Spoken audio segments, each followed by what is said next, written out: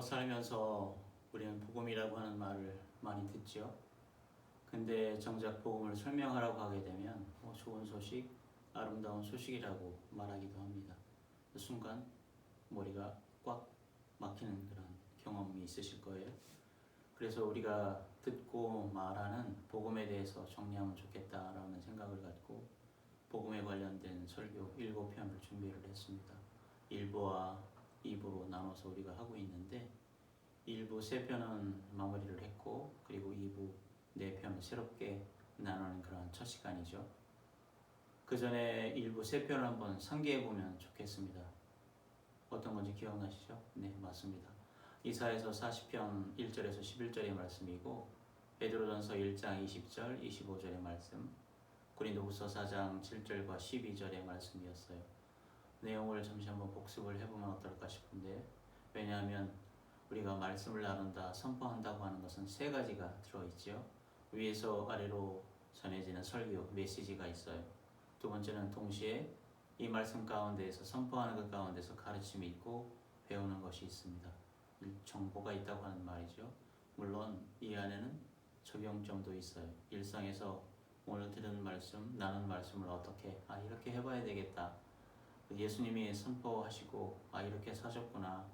우리는 그리스도를 닮아가는 사람들이기 때문에 갈라디아서 4장 19절의 표현처럼 우리 안에서 그리스도의 형상을 이뤄가는 그러한 메시지 선포, 오늘 캐리그마가 있는 시간임을 믿습니다.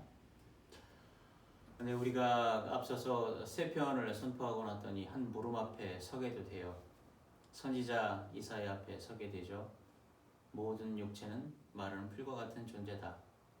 아름다운 소식을 전하는 자가 되어 높은 산에 오르라 라고 하는 그러한 명령을 받은 것이 선지자 이사야였습니다. 이 말은 모든 육체가 부르심을 받는다. 말라가고 있음에도 불구하고 영생의 말씀을 전하기 위해서 부르심을 받았다라고 하는 그 역사 앞에 우리가 서 있다고 하는 것, 선지자 이사야서 40장에서 우리가 한번 나눴습니다. 그 다음에는 사도 베드로의 편지를 통해서 이것이 복음이구나 라고 하는 증언을 우리가 들었죠. 3번 예수 그리스도를 부인했던 그 사도 베드로가 이사야 그 40장을 꺼내면서 선포를 했습니다. 모든 육체는 풀과 같다. 그런데 그 풀 가운데서 가장 극적인 풀이 있었는데 그것이 바로 십자가다. 이 십자가에서 꺾이신 예수 그리스도가 일어나셨다. 히브리어로 야쿰, 일어나셨다. 이것을 부활로 신학적인 증언으로 복음이라고 명명했던 사도 베드로의 편지 베드로전서 1장 20절에서 25절의 말씀도 우리가 나눴습니다. 복음이라고 하는 것 예수 그리스도의 죽음과 부활이다. 또 사도 바울은 또 서신을 통해서 고린도 후서를 통해서 이 복음을 살아냈음을 우리에게 알려주었죠. 약하고 두려워 심히 떨던 자가 질그릇에 신학을 썼다고 하는 것, 깨지는 그릇 안에서 보배가 있다. 그래서 우리 인간의 역사의 방향은 신앙의 선배들이 그 삶의 방향을 우리에게 알려주고 있지 않는가?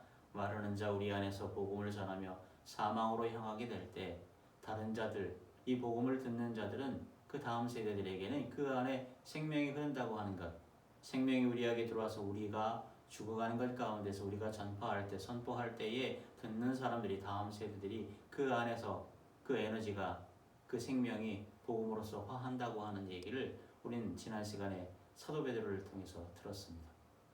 근데 이 3주간에 걸쳐서 3편을 선포하고 났더니 하나의 물음이 남게 되죠. 왜 그 육체가 말씀을 선포할 수 있을까? 왜 마르는 풀 같은 아름다운 소식을 전하는 그 입술에서 십자가 죽음에서 일어나 부활하신 예수 그리스도의 그 복음, 그 선포가 가능할까? 어째서 왜 마르는 살, 사면하는 인간이 영원한 그릇이 될 수 있는가? 어째서 이처럼 깨지는 질것이 영원한 말씀인 보배를 담을 수 있는가라고 하는 의문 앞에, 질문 앞에 우리가 서게 되지요.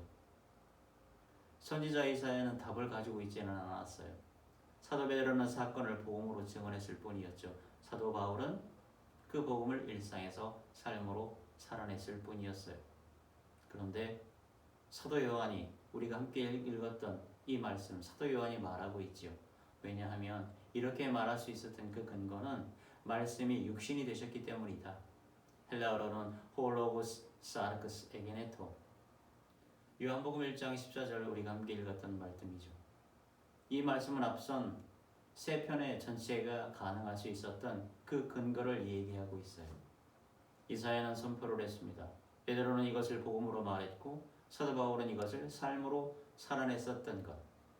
그것을 위해서 이 사건이 있어야 했다고 하는 말이죠. 아니 이 사건은 먼저가 아니라 이 사건이 바로 근원이었다고 하는 것을 사도 요한은 우리에게 지금 알려주고 있습니다. 말씀이 육신이 되셨다.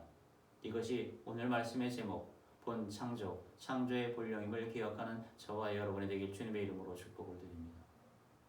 요한복음 1장 1절이 울리고 있어요. 태초에 말씀이 있었다. 창세기 1장 1절과 같은 두 단어를 사도 요한은 쓰고 있습니다. 태초에라고 하는 말을 히브리어는 베레시트, 또한 태초에라고 하는 헬라어는 엔 아르케. 사도 요한은 의도적으로 성경의 첫 문장을 울리고 있어요. 반영시키고 있어요. 태초에 말씀이 있었다. 사도 요한은 이렇게 선언하고 있죠.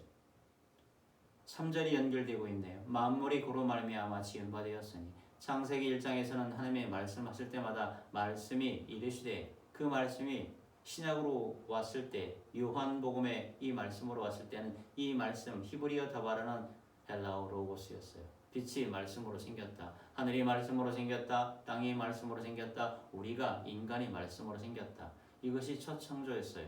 이것이 첫 원창조였어요. 말씀으로 통한 창조. 히브리어 다바르 또한 헬라어 로고스.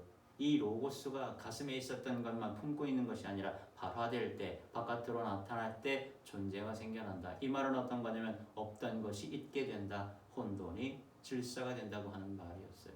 근데 이 원창조, 그 첫 창조를 다시 천천히 보게 되면 거기에는 거리가 있었어요. 창조하시는 분과 피조물 사이에 거리가 있었죠. 만드는 자와 만들어진 것 사이에는 간격이 있었어요. 하나님이 말씀하시면 피조물이 생겨나지만 말씀 자신, 신약의 요한복음의 말씀 표현으로는 로고스 그 자신은 피조물 자리 안에 있지 않았어요. 하나님은 하나님이시고 피조물은 피조물인 거죠. 딱딱 구분되어 있었어요. 창세기 1장 끝에서 하나님은 피조물을 바라보시며 뭐라고 표현하셨나요? 좋았다고 표현하셨어요. 근데 그 좋다는 아직 완성이 아니었고 무언가를 향해 열려 있었지요. 우리가 오늘 요한복음 1장 14절을 함께 읽었는데 우리 성경 전체를 한번 볼까요? 에덴을 한번 볼까요? 창세기 3장 8절에는 이런 구절이 나옵니다. 하나님이 동산에 거니셨다. 이걸 누가 들어요? 아담이 듣죠. 여호와 하나님이 동산을 거니는 소리를 들었다. 이게 어떤 걸까요?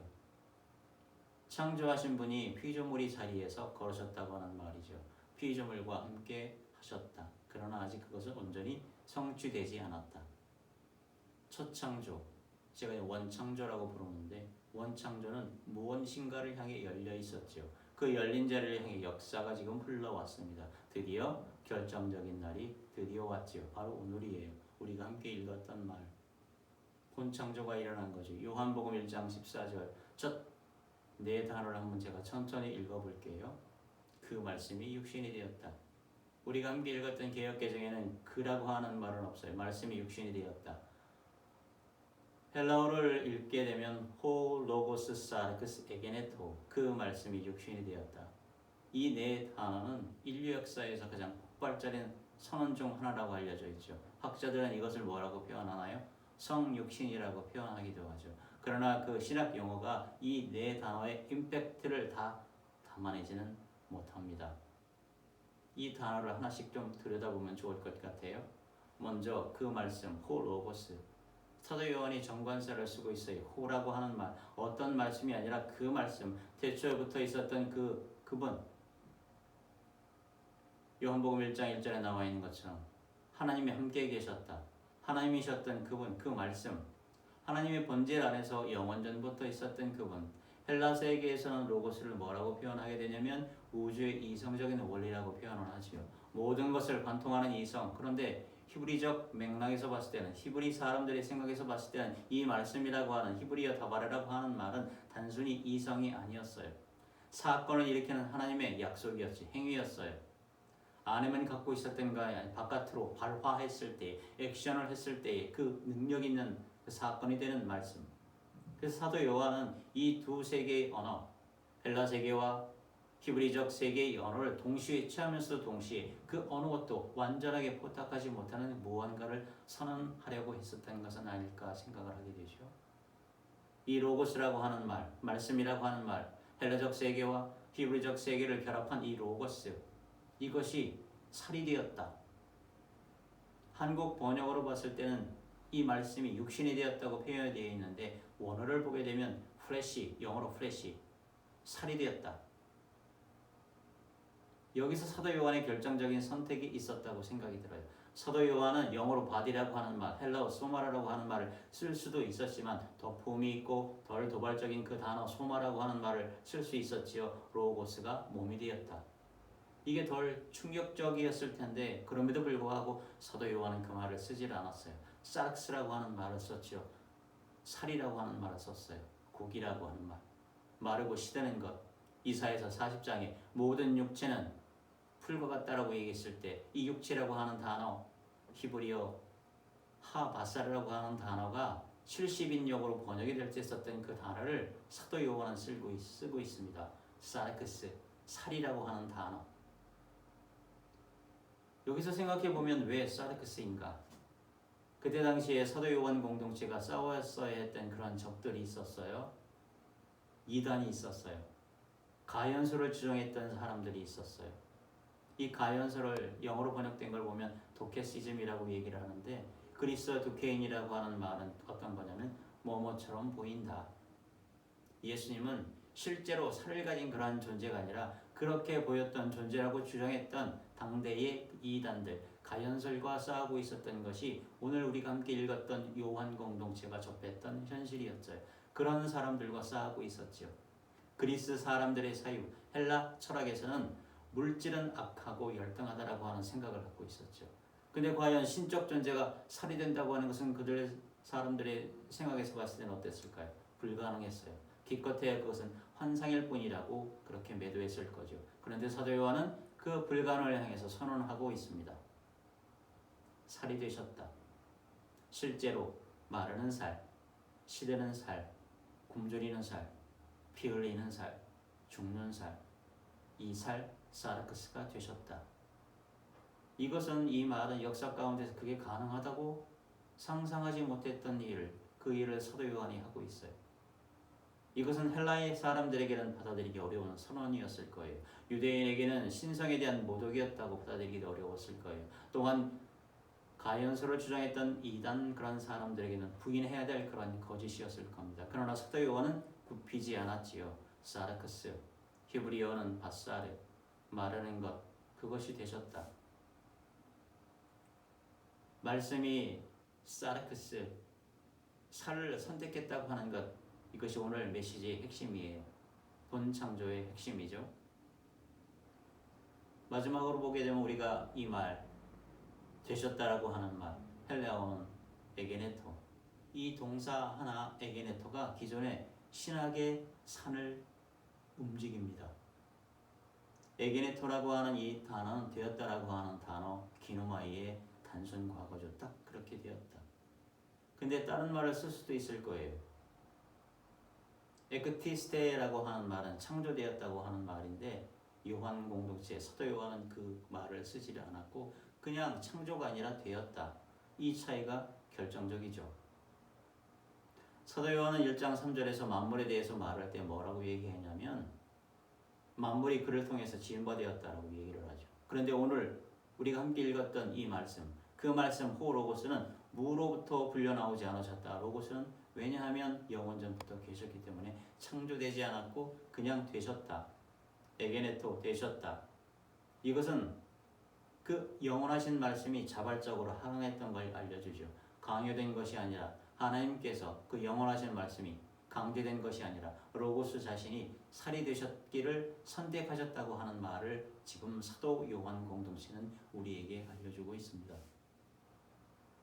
그 창세전부터 정해졌던 것이 역사적인 한 시점에 대해서 결정적으로 일어났다, 살해되셨다. 이것이 본창조예요. 우리가 알고 있는 창조, 첫 창조, 원창조에서는 이 로고스, 이 말씀의 발화, 말씀하심으로 피조물이 존재 안으로 들어왔다고 생각할 수가 있어요. 본창조에서는 오늘 우리가 함께 읽었던 이 말씀은 영원하신 그 말씀이 로고스 자신이 피조물의 자리로 들어오셨다고 하는 부분이죠. 방향이 역전된 거예요.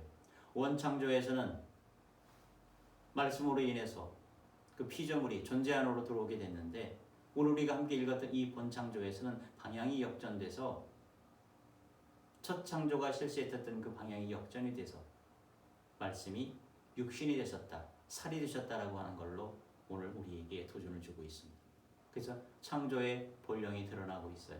하나님의 의도는 단순히 피조물을 만드는 것이 아니었습니다. 한번 따라해 볼까요? 하나님의 의도는 단순히 피조물을 만드는 것이 아니었다. 창조자 자신이, 하나님 자신이 피조물의 자리로 내려오셔서 피조물과 함께 되시기를 원하셨다. 이것이 바로 우리가 함께 읽었던 요한복음 1장 14절 본창조, 그 창조의 본령, 그 사건이 일어났습니다. 그 사건이 일어난 이후에 우리가 지금 이 자리에 있는 거죠. 14절을 한번 볼게요. 두 번째 동사가 들어와요. 우리 가운데 거하셨다. 헬라어로는 에스케노센이라고 하는 단어예요. 장막을 친다, 텐트를 친다. 이 단어를 우리가 읽을 때 히브리어 동사 3개가 울릴 거예요.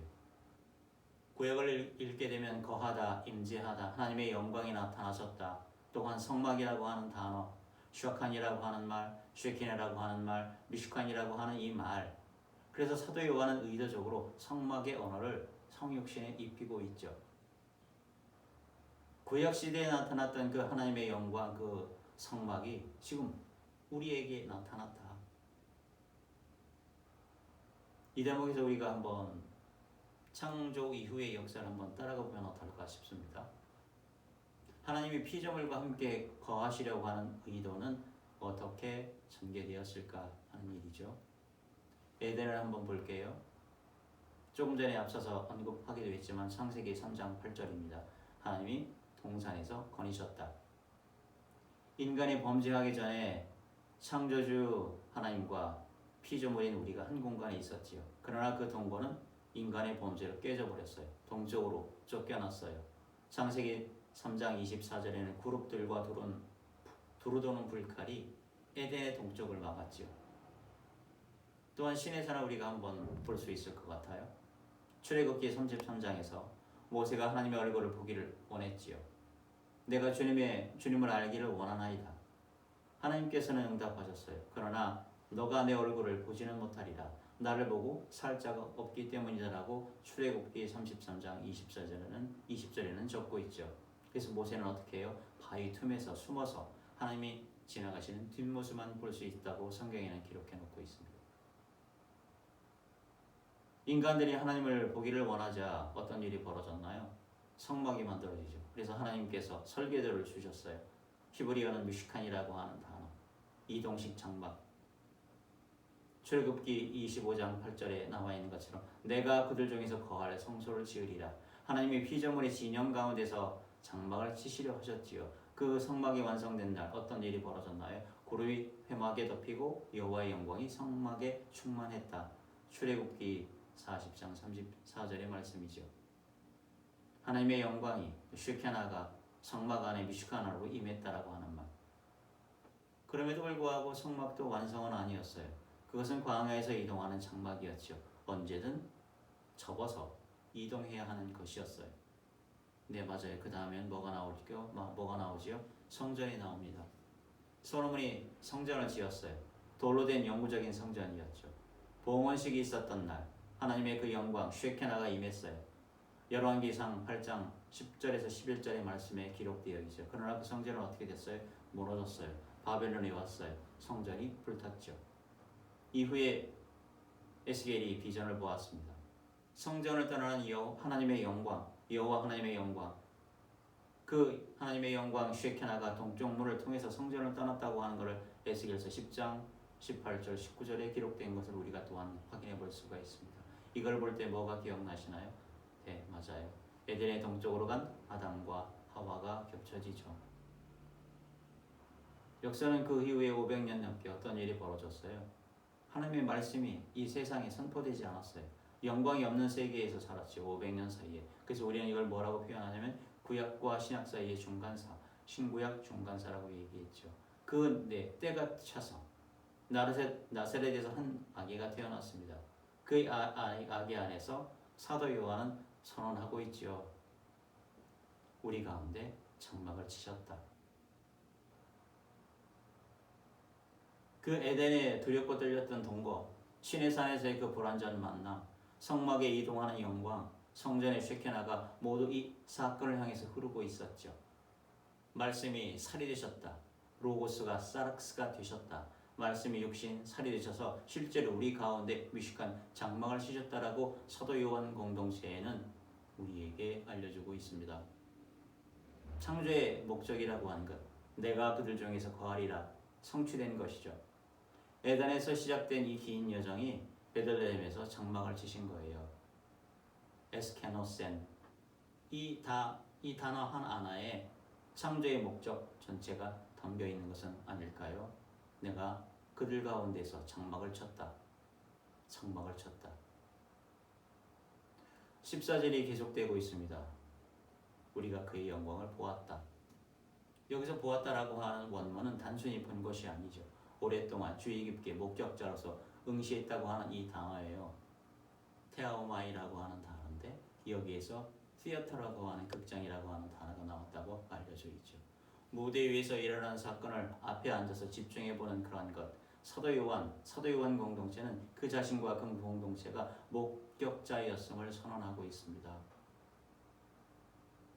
성막에 충만했던 그 영광, 시내산에서 모세가 뒷모습만 보았던 그 영광, 지금은 실제로 우리가 눈앞에서 볼 수 있다라고 하는 것, 그것을 증언하고 있는 사도 요한과 그 공동체의 그 목격자의 삶이 지금 이 시대에도 보이지 않지만 우리와 함께 있고 하나님의 그 모든 놀라운 일들이 벌어지고 있는 이 시대에서 살고 있다고 하는 것, 그걸 보고 있다고 하는 목격자의 삶을 살아가는 저와 여러분이 되길 주님의 이름으로 축복을 드립니다.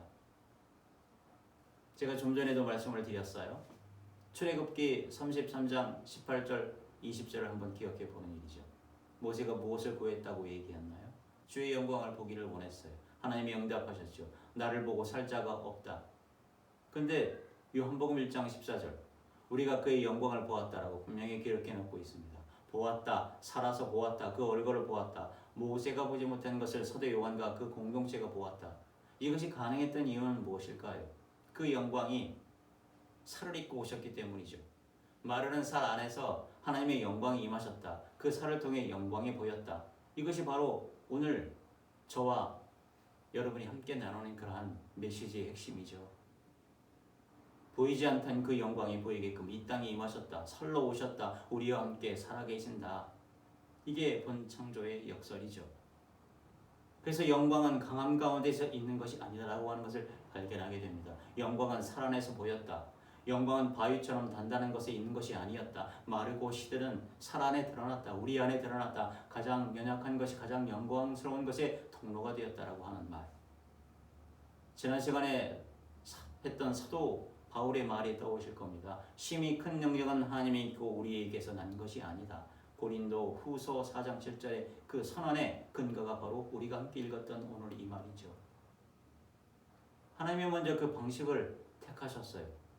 살 안에서 주님의 그 영광을 드러내시는 방식을 오늘 우리에게 보여주신 거죠.